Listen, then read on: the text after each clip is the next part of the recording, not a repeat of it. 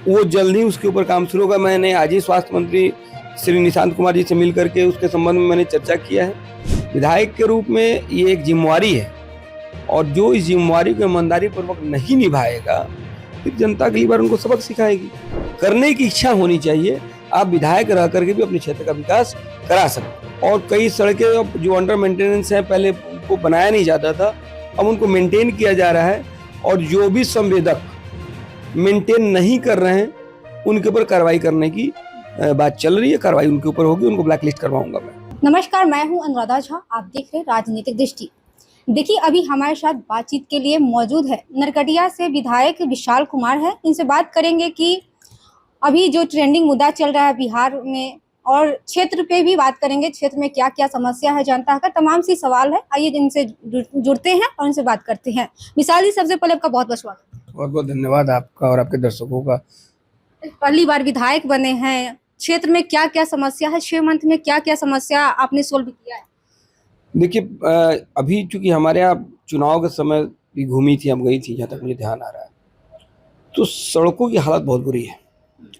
और हम जब चुनाव जीतने के बाद मैंने पूरे विधानसभा में, हमारे 3 ब्लॉक हैं, बंजरिया, छौड़ादानो और बनकटवा, तीनों ब्लॉक में मैंने खुद से अपने कार्यकर्ताओं के माध्यम से, अपने लोगों के माध्यम से सभी सड़कों की सूची बनवाई है और संबंधित विभाग को मेरे यहाँ से लिख के जा चुका है। कई ऐसी सड़कें हैं जो अभी अंडर मेंटेनेंस हैं, उनके लिए भी हमने लिख करके विभाग को दे दिया। और कई सड़कें जो अंडर मेंटेनेंस हैं, पहले उनको बनाया नहीं जाता था, अब उनको मेंटेन किया जा रहा है और जो भी संवेदक मेंटेन नहीं कर रहे हैं उनके ऊपर कार्रवाई करने की बात चल रही है। कार्रवाई उनके ऊपर होगी, उनको ब्लैकलिस्ट करवाऊंगा मैं। लोग कहते हैं कि विधायक बनने के बाद भौकाल टाइट हो जाता है। आप क्षेत्र में घूमते हैं तो क्या लग रहा है, आपका भी भौकाल टाइट जैसा दिखता है? देखिए, हम लोग कार्यकर्ता है ना, हम लोग जनता दल यू के पिछले 16 वर्षों से हमने कार्यकर्ता के रूप में काम किया है और विधायक, चूंकि पार्टी ने टिकट दिया तो हम विधायक बन गए। तो पार्टी ने जो जिम्मेवारी दी है और जनता ने जो विश्वास जताया है उसके लिए काम करना है। बाकी चीजों में मेरा कोई ऐसा विश्वास नहीं है। विधायक के रूप में ये एक जिम्मेवारी है और जो इस जिम्मेवारी को ईमानदारी पूर्वक नहीं निभाएगा फिर जनता अगली बार उनको सबक सिखाएगी। 6 मंथ हो गया आपके विधायक बने, तो जनता की 6 मंथ के बाद क्या क्या समस्या है, जनता ने क्या क्या बताया है आपको? देखिए, एक तो मैंने आपको बताया पूर्व में कि सड़क की समस्या है। हॉस्पिटल्स में भी जो हमारे यहाँ प्रॉब्लम था वो धीरे धीरे दूर हो रहा है। और एक हमारे यहाँ बनकटवा में अभी बन रहा है बड़ा हॉस्पिटल, 8.25 करोड़ की लागत से हॉस्पिटल बन रहा है, जल्दी वो चालू हो जाएगा। बंजरिया ब्लॉक में हमारे यहाँ एक CHC प्रस्तावित है जो बहुत दिनों से लंबित था, वो जल्द ही उसके ऊपर काम शुरू होगा। मैंने आज ही स्वास्थ्य मंत्री श्री निशांत कुमार जी से मिल करके उसके संबंध में मैंने चर्चा किया है, मैंने लिख के दे दिया है, जल्दी वो भी बनेगा। और छौड़ादानो में एक वाइब्रेंट विलेज एक प्रोग्राम है केंद्र सरकार की, उसके तहत भी एक स्वास्थ्य केंद्र बन रहा है लगभग 2.25 करोड़ की लागत से, और एक रेफरल हॉस्पिटल। और हम छौड़ादानो में, मैंने इस बार के विधानसभा में फरवरी के सत्र में मैंने सवाल उठाया था, वो भी जल्दी कि हमारे छौड़ादानो में एक रेफरल हॉस्पिटल बनना चाहिए, क्योंकि छौड़ादानो में ही एक बड़ा हॉस्पिटल अभी नहीं है। बनकटवा में बन रहा है, बंजरिया में ऑलरेडी वो है, प्रस्तावित है, वो बनवाना है। तो एक छौड़ादानो मेरा छूट रहा था, तो मैंने उसके लिए विधानसभा में सवाल किया है और जल्दी ही एक बड़ा हॉस्पिटल 100 बेड का रेफरल हॉस्पिटल छौड़ादानो में बनेगा। बंजरिया में आपने देखा होगा कि वहाँ पे एक नाली का काफी ज्यादा दिन से समस्या हो रहा था, आपने उसको सोल्व किया है? हाँ, अभी वुडको में मैंने लिख करके उस नाले के लिए दिया है।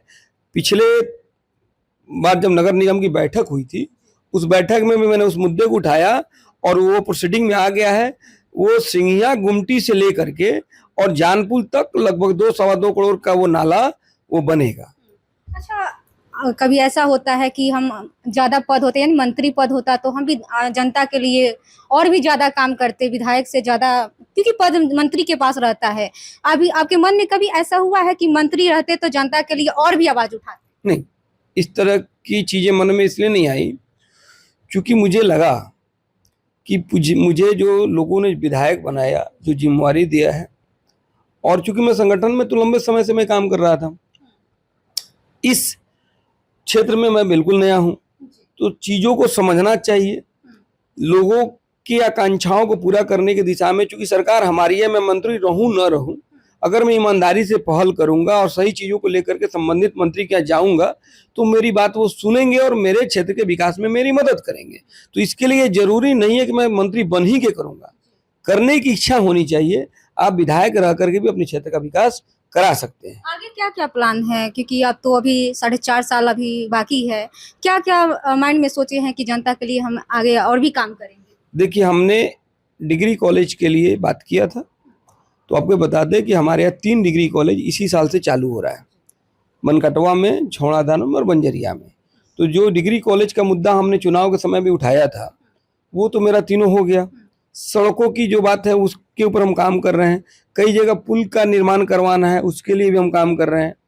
स्वास्थ्य के क्षेत्र में मैंने आपको बता ही दिया कि जो स्वास्थ्य में जो भी मेरे यहाँ मुद्दा है, हम उसके ऊपर काम कर रहे हैं। तो जो बेसिक बात है, उस जो जरूरत है उसके लिए हम काम कर रहे हैं। और जैसे जैसे विकास जो है एक सतत चलने वाली प्रक्रिया है, और जैसे जैसे आप विकास करते जाएंगे, फिर आपके सामने नई चुनौतियां आएंगी, फिर आप उनको करते जाइएगा। तो ये तो सतत चलने वाली प्रक्रिया है, तो वो चलता रहेगा। बहुत बहुत शुक्रिया बातचीत के लिए। तो जैसा कि अभी देख रहे थे, अभी हमारे साथ विशाल कुमार थे, नरकटिया के विधायक, और इन्होंने क्या कुछ कहा, बेबाकी से अपनी बात को रखी, और इनके बातों से आप लोग कितना सहमत है, आप अपनी प्रतिक्रिया में कमेंट बॉक्स में दीजिएगा। तब तक के लिए धन्यवाद।